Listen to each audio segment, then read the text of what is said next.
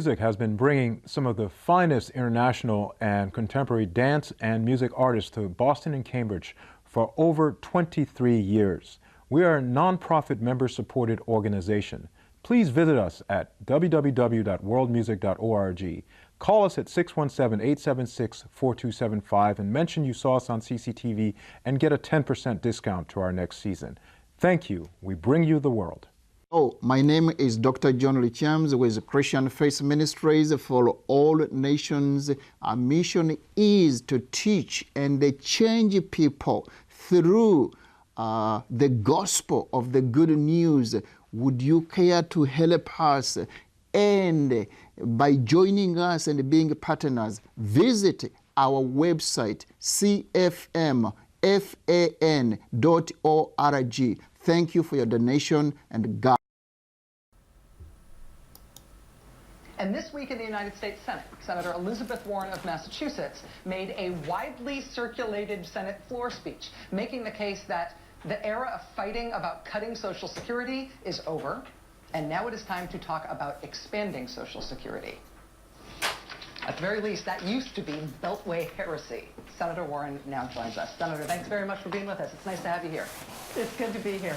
So, why now? Why do you think now is the right time to talk about this when all we've heard from the very serious people in the Beltway for the past forever is that it's time to cut it? Because it's time to talk about reality. You know, America's middle class has been hammered for a generation now. So adjusted for inflation, the wages of a middle-class family have gone down. And yet core expenses, housing, health care, send a kid to college, have all shot through the roof. Families cut back as best they could. They sent 2 people into the workforce if they had a 2-person household. And yet families couldn't make it. So they stopped saving. They went into debt. And now, as they're starting to hit their retirement years, what we're seeing are seniors who are really in a financial squeeze. They have more debt, they don't have savings, they owe money on their homes.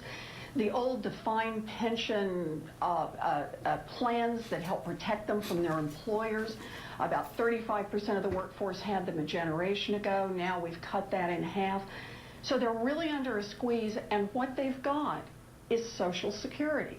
So now we've got in America where about 2/3 of all seniors count on Social Security as their principal form of income. And for 14 million Americans, Social Security is all that stands between them and poverty. We have a retirement crisis in America. This is no time. This is the last time to be talking about cutting Social Security. This is the moment when we talk about expanding Social Security. Are you talking about a narrowly targeted expansion that would specifically try to steer more benefits towards seniors in need, towards seniors at the lowest end of the economic spectrum? Or do you think this should be a broad, across-the-board rise in benefits, even to seniors who are better off? You know, I think what we have to watch is we have to think about 2 things on Social Security. The first one is we absolutely need to make the system secure over a long period of time. And I really want to stop for a second and drill on that, because we have to remember, all the folks who talk about cutting Social Security always start with the fact that, hey, listen, it's just terrible what's happening with Social Security. It's not. If we did nothing to Social Security, we go 20 years paying at the same rate, and then after that we drop roughly about 1/4 and pay all the way to the end of the 21st century. So what that tells us is that we could make some modest adjustments to Social Security, and we could level it out so that we'll be able to protect the benefits we've got. But then is the time to start thinking beyond that. And it's to think about all of the Americans who depend on Social Security. Remember where I started this, Rachel. 2/3 of seniors right now are counting on Social Security for their principal income.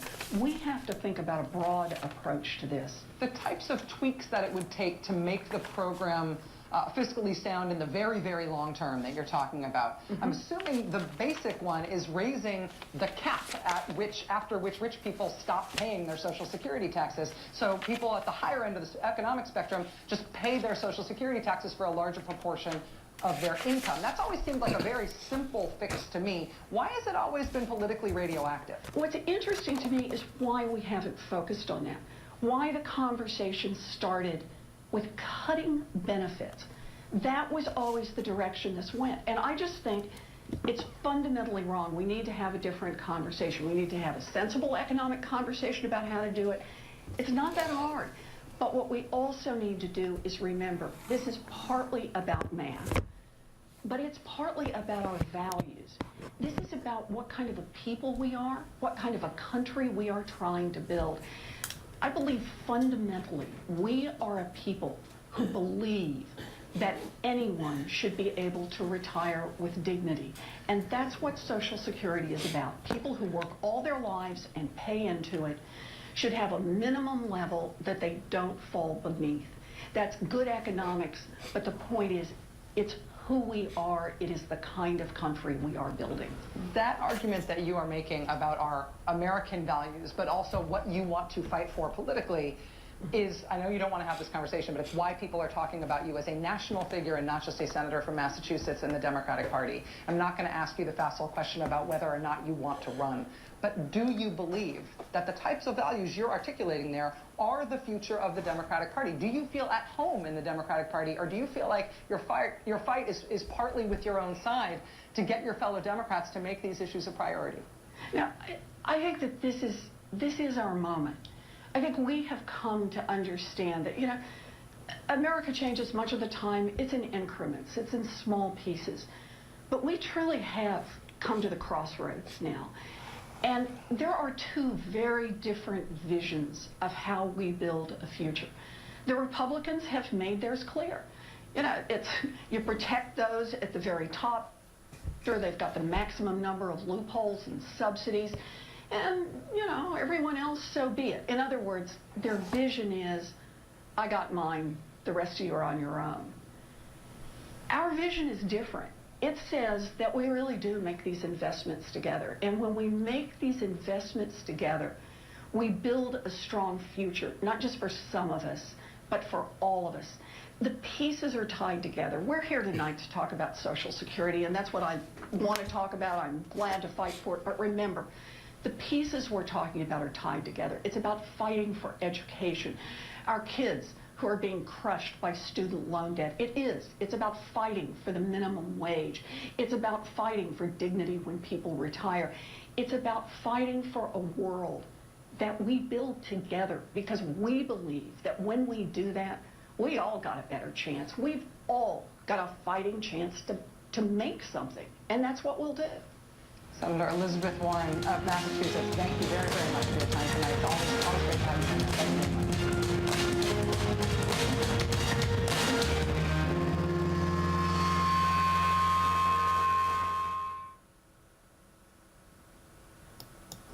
And this week, that was the recently elected Massachusetts senior senator. That's Miss Elizabeth Warren, and she had a little talk that I shared with you on Social Security. I did intend to run a video, opening video, with the recent State of the Commonwealth address by the governor of Massachusetts, and also I wanted to share some highlights from the recent State of the Union address by the president. But the thing is that because of urgency, I ran the Elizabeth Warren interview on Social Security because, as you know, recently the Farm Bill was passed, and there were certain elements of it which reduced the amount of food stamps that the citizens of our country receives, the poor citizens of our country received. And the thing was, that happened because nobody was watching. So this bill was introduced in Congress, and eventually it reduced the amount of food or money, not money, but food stamps, which means that this is a a resource that poor people can use to feed themselves, to feed their children.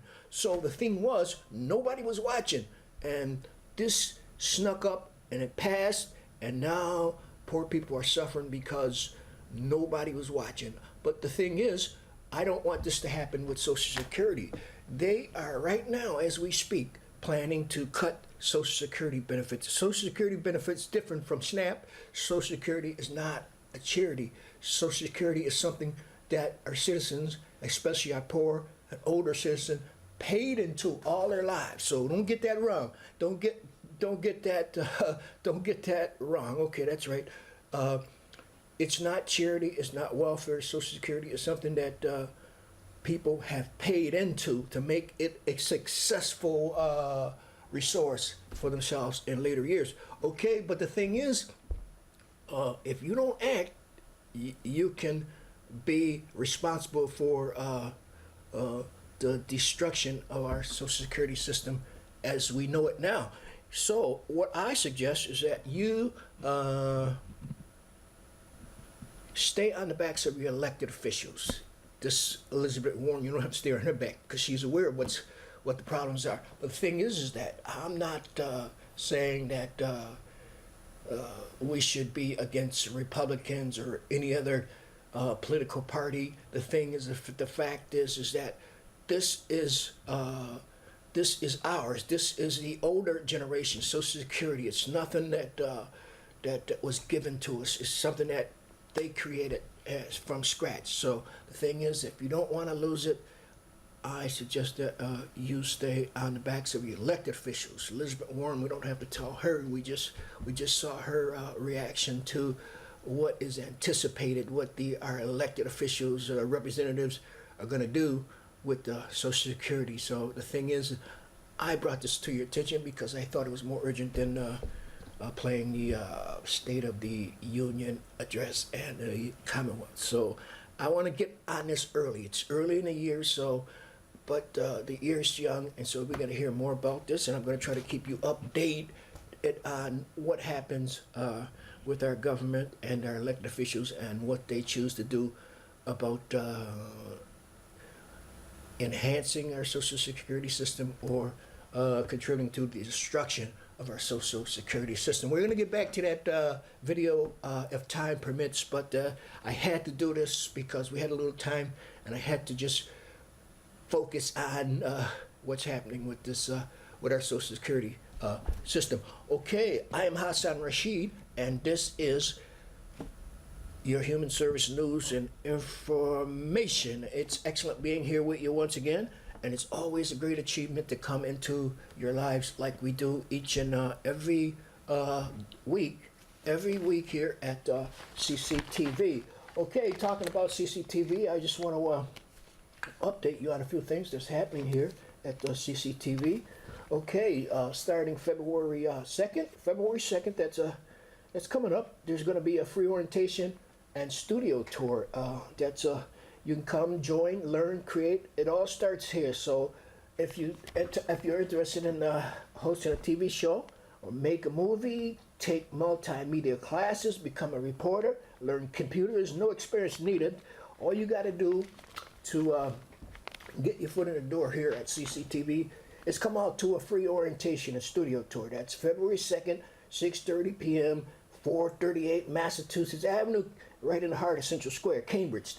So if you can't wait for February 2nd to come, you can call and get more information about free orientation and studio tour and anything else that you're interested in that transpires here at CCTV, okay? So you can call 617-661-6900. Once again, free orientation and studio tour. Join, learn, create. It all starts here, okay?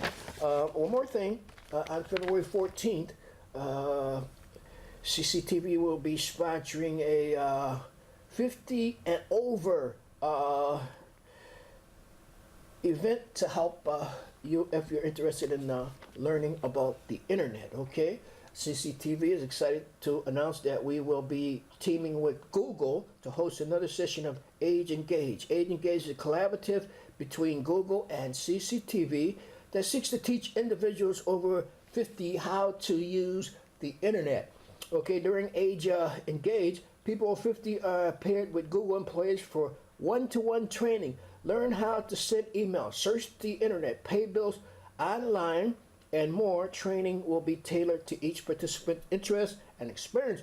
People all levels are welcome to register. So once again, are you over 50? Are you 50 or over? Do you want help using the internet? You can come right here on February the 14th starting at 1 to 3 p.m.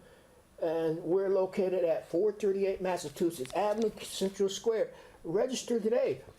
You can call Allison Rodriguez at the 617-401-4009 or email Allison at cctvcambridge.org.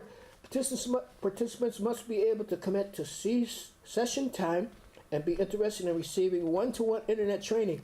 CCTV cannot provide assistance troubleshooting computer hardware problems. So once again, are you 50 or over? Do you want to help using the internet? You come right here February 14th at 1 p.m. Be here at 1 p.m.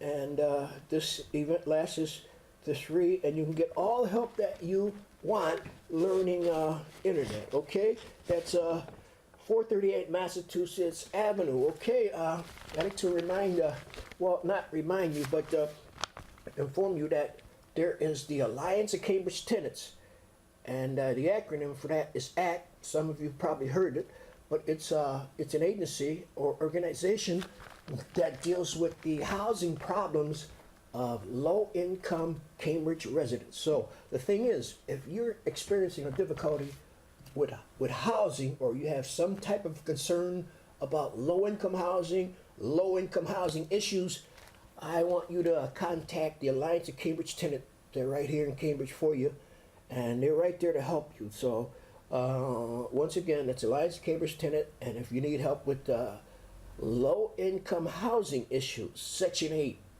public housing, voucher, etc., etc., you call. I want you to call this number now. That's a 617-4999. That's 617-499-7031. Okay, you can if you have any, if you want it to be a little personal, you can email the Alliance of Cambridge Tenants. That's tenants@earthlink.net. That's tenant@earthlink.net, and that's website, Alliance of Cambridge Tenant website is www.actcambridge.org. That's www.actcambridge.org. More help if you need more help with low-income housing issues or concerns, etc., whatever it is.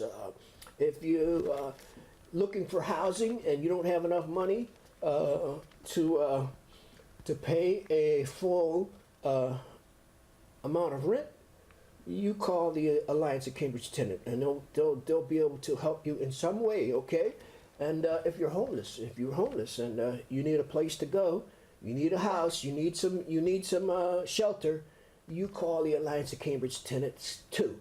That's 617-499-7043. Okay. One more thing on housing. Before we while this housing issue is fresh here. On Monday, February 3rd, from 6 p.m. to 8 p.m., the Cambridge Housing Authority Central Office, room 502, 362 Green Street, Cambridge, Massachusetts, will be offering a training on conference, a grievance hearing panel. So the Cambridge Housing Authority is looking for public housing and voucher Section 8 tenants to participate on the conference and grievance panels. If you are interested in volunteering to be a tenant panelist, you must complete a training. If you have attended one of the previous trainings, you are still eligible to be in the hearing panels pool. So that's a training conference for Section 8 and public housing residents who would like to be on the grievance hearing panel. So that's Monday, February 3rd, 6 p.m. to 8 p.m. at Cambridge Housing Authority Central Office, room 362 Green Street. Okay. Once again, I'm Hassan Rashid, and this is Human Service News and Information. Okay, since we're on the still on the city of Cambridge, there's one more thing I'd like to inform you of, that the city of Cambridge is offering a scholarship application. And you know, I don't have to remind you how important education is to our young people or anyone who desires to seek out higher education. Well, the thing is, if you're a resident of Cambridge, the city has a scholarship for you, but it is a highly competitive program. So if you would like to apply for this scholarship, okay, listen to this now. Applications for the 2014 City Cambridge scholarships are now being accepted. The City Scholarship Fund provides financial assistance to Cambridge residents who wish to pursue post-secondary education. Through this program, the city has awarded thousands of dollars to college-bound high school seniors and others who want to pursue higher education. So if you need more information on that, you can contact the City Finance Department at 617-349-4220. That's City Finance Department at 617-349-4220. Or you can email treasurer@cambridgema.gov. Email treasurer@cambridgema.gov. And if they ask you where you heard it from, you tell them you heard it at CCTV Be Live on your Human Service News and Information program, okay? Okay, we're gonna try to move on with a few more things. If time permits, we're gonna bring attention to one more local thing here in Cambridge. That's okay, free English classes for adults, Cambridge residents and Cambridge employees, okay? Improve your English using a computer, improve your conversation skills in English. The distant learning project is for students who can't attend regular classes, okay? So people take care of children at home, people taking care of elderly parents at home. Cambridge workers with schedules that conflict with class time, students on waiting lists for English. That's the distant learning program, okay? And to get in touch with the Cambridge Community Learning Center, you can call them at the 617-349-6363 for more information. That's if you're interested in free English classes for adults, Cambridge residents, and the Cambridge employees.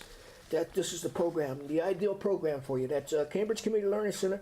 Call 617-349-6363. Okay, that clock is winding down on us, so I want to bring your attention to another event that's happening right here in Cambridge, especially for you out there, all you human service consumers. Okay, there is the Winter Cambridge Farmers Market. That's Saturday, 10 a.m. to 2 p.m. And they've been in operation now since January, and they're going to be at the there's several locations I'm going to give you about Cambridge Winter Farmers Market. That is, if you like fresh produce, and I know you do. And okay, I'm not talking about stuff that's been saved over, left over from the summer. I'm talking about fresh produce, okay, and other fresh items. That's a Cambridge Winter's Farmers Market, and they're available for you at Saturday, every Saturday from 10 a.m. to 2 p.m. And okay, there's 5 Calendar Street, and they're there Saturdays from 10 a.m. to 2 p.m. And there's Alexander Atrium, that's 100 Technological Square, Kenneth Square, and they're available Wednesday from 11 a.m. to 3 p.m. So if you like fresh vegetables, produce, fruits, etc., I advise you to get on down to those 2 locations that I just mentioned. And one more farmers market available for you all winter. That's it's Arts at the Armory. That's 191 Highland Street in Somerville. Okay, so local vendors provide great fresh fruits, vegetables, meat, seafood, baked goods, and more. So you got a lot of options for fresh produce, etc.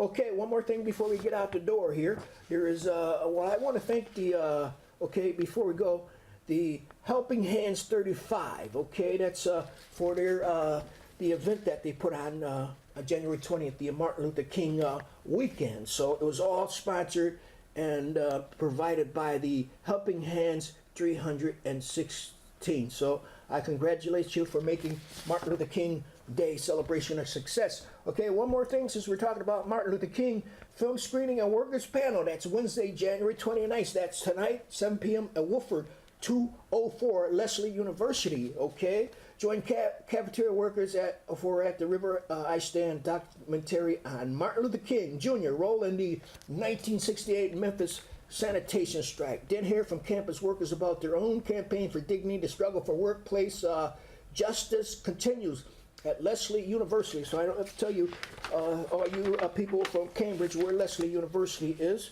It's right up there on Massachusetts Avenue, close to, just 1 block from Harvard Law School. So that's film screening and workers panel. And this film screening is a documentary on Martin Luther King Jr. role in the 1968 Memphis sanitation strike. Okay, I'm Hassan Rashid, and this has been your Human Service News and Information. So before I leave you, I'd like to advise you keep your nose clean, play it straight, and don't forget to assist someone in need of your help. So, like I always do, I always leave you with the greatest concerns for your peace. I leave you with the greetings of peace. In the United States Senate, Senator Elizabeth Warren of Massachusetts made a widely circulated Senate floor speech, making the case that the era of fighting about cutting Social Security is over, and now it is